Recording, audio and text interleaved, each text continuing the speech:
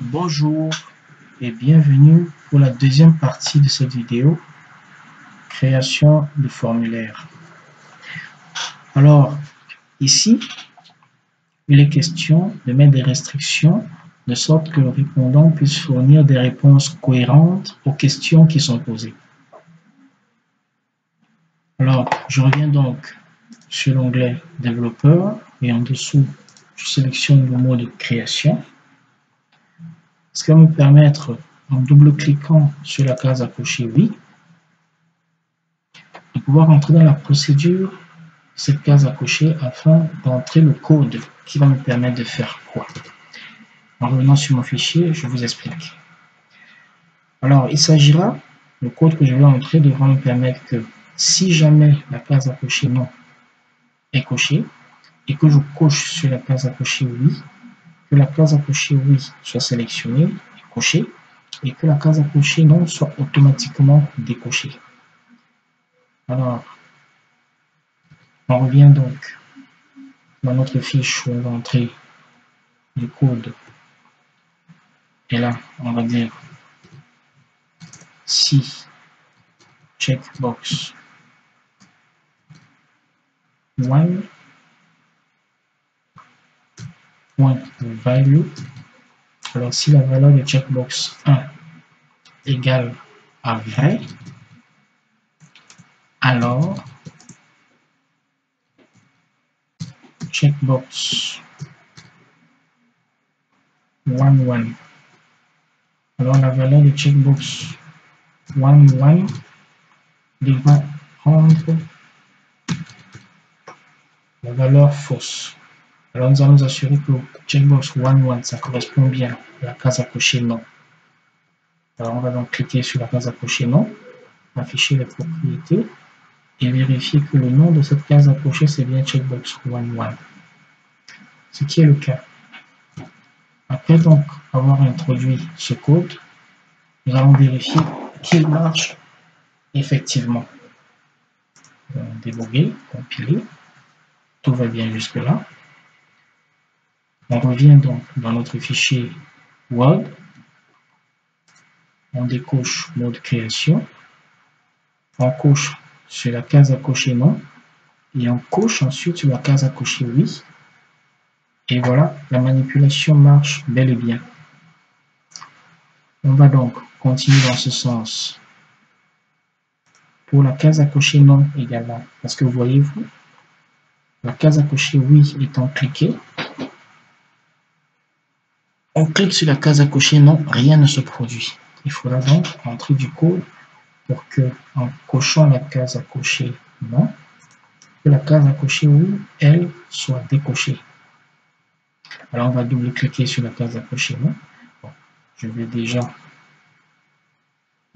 décocher les deux cases. Revenir en mode création, double-cliquer la case à cocher non, je m'y suis mal pris, case à cocher non, et je me retrouve dans la procédure de la case à cocher non, dans laquelle je vais dire si la case à cocher non, dont le nom est checkbox 1. Donc si ça va, la valeur de cette case à cocher est égale à vrai, c'est-à-dire si la case est effectivement cochée, alors la case à cocher oui, dont le nom est checkbox 1, aura une valeur égale à fausse. Nous allons donc vérifier, pardon, aura une valeur égale à fausse. Nous allons donc vérifier que cela marche bel et bien en revenant dans notre fichier, en désactivant le mode création, en cochant sur oui déjà, ensuite en cochant sur non, et voilà, on coche sur oui, on coche sur non, notre code marche bel et bien pour ce cas de figure. Et nous avons donc toujours une réponse cohérente, même si elle n'est pas vraie, au moins elle est cohérente dans le suivi du questionnaire. Alors, qu'est-ce que nous allons faire par la suite? Nous allons maintenant mettre du code pour la deuxième question. Nous sommes donc dans la question prix. Quelque chose tout à fait par hasard que je découvre. Après avoir répondu à la première question et avoir répondu par non, à la deuxième question, quelles sont les informations que vous recevez du projet? Là, la case à cocher prix est cochée. Je ne connais pas le projet, mais là, j'arrive à cocher prix et même en allant plus loin, bonne pratique, etc. Donc, il s'agit donc de faire en sorte que si notre case à cocher non est activée, qu'on ne puisse donc pas être en mesure d'activer les réponses des questions qui suivent tant que la première question est reliée à ces autres questions. Et pour les questions qui ne sont pas reliées à la première question sur la connaissance du projet, de façon indépendante, ces cases pourraient être cochées si jamais nous tombons sur ce genre de questions.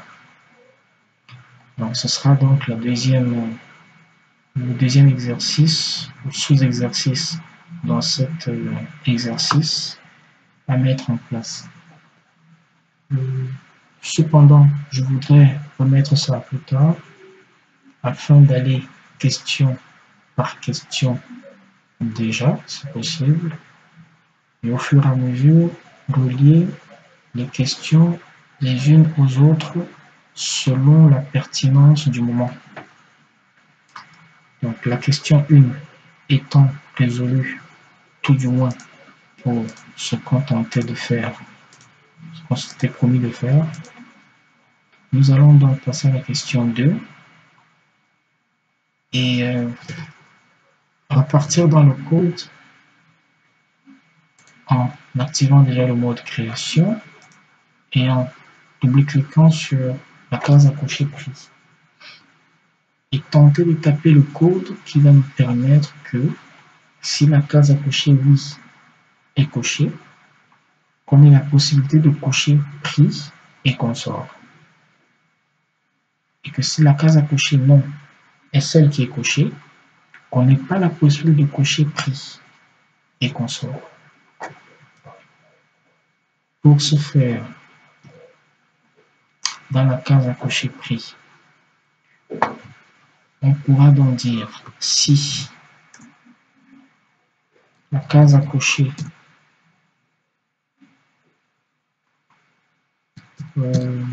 non. Donc si la valeur de la case à cocher non est vraie, alors la valeur de la case à cocher prix devra être fausse.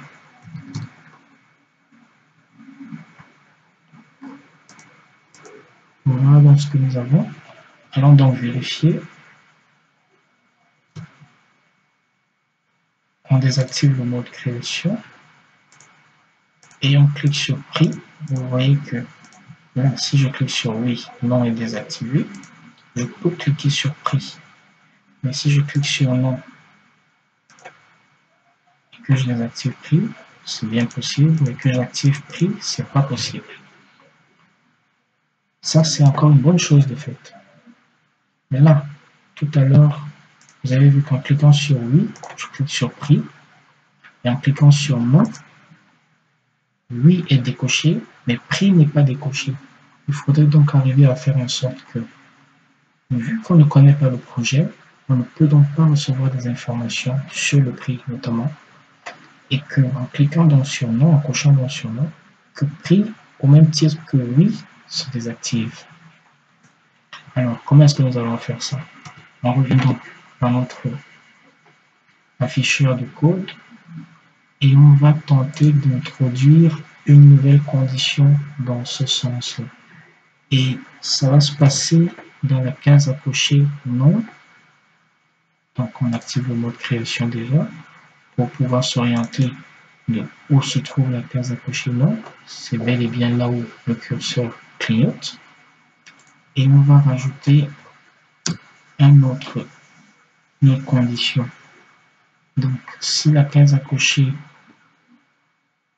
la valeur de la case à cocher non est vraie, alors ce n'est pas seulement la valeur de la case à cocher oui qui sera fausse, mais en plus ce sera la valeur de la case à cocher prise qui devra être fausse. Donc checkbox 12. Donc on a en plus checkbox 12 dont la valeur devra être fausse. Bien, on va donc de ce pas vérifier si la manipulation fonctionne bel et bien. On désactive le mode de création. On active. Il y a une erreur de compilation. OK. Nous avons donc effectivement notre bloc si. Alors, mais on a besoin d'ajouter fin si. Fin si, ça se traduit de la sorte end if. Bien, je crois qu'à partir de là, tout va marcher correctement. Alors, on revient donc dans notre fichier, on clique non, et là, nous avons donc la case à cocher oui et la case à cocher prise qui sont désactivées. Et c'est donc comme ça qu'on procédera pour la suite au fur et à mesure pour pouvoir fournir un formulaire cohérent.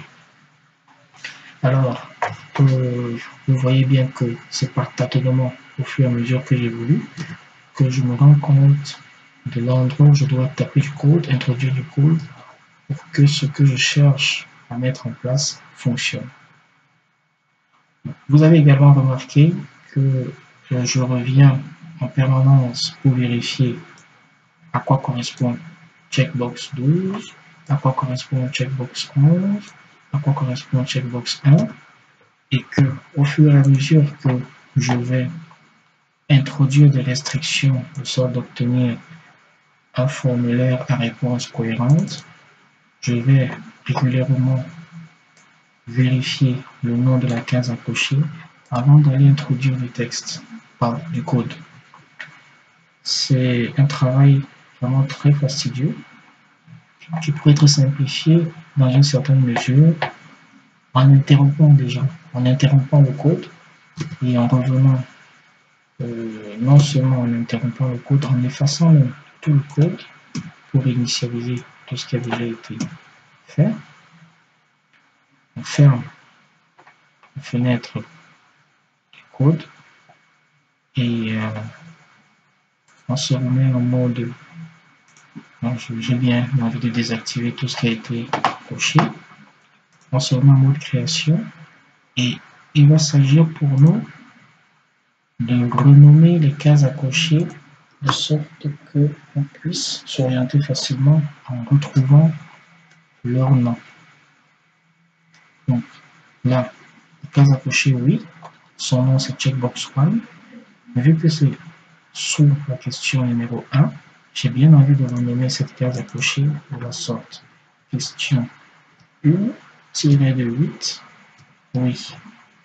Ça me permet, lorsque j'introduis du code que je double-clique, de retrouver facilement que cette case à cocher correspond bien à la case à cocher oui, dont le nom sera question numéro 1 de la case à cocher oui. Et là, si je veux plutôt choisir cette case à cocher oui, je pourrais, en la renommant, la retrouver facilement. Question numéro 5 de la case à cocher oui. Donc ça facilite mon orientation dans le code que j'introduirai par la suite dans Visual Basic parce que ce sera une longue liste qui va être créée là comme ça. Et pour s'orienter très facilement dans ce code qui sera long au fur et à mesure qu'on introduira des restrictions, je pense qu'il est bienvenu de renommer déjà les cases à cocher avant de continuer. Alors, je vais donc procéder à renommer les cases à cocher et je vous dis à bientôt pour une nouvelle vidéo dans laquelle nous allons compléter le code afin d'obtenir un formulaire à réponse cohérente. Je vous remercie de m'avoir suivi et j'attends vos commentaires pour cette vidéo. À bientôt.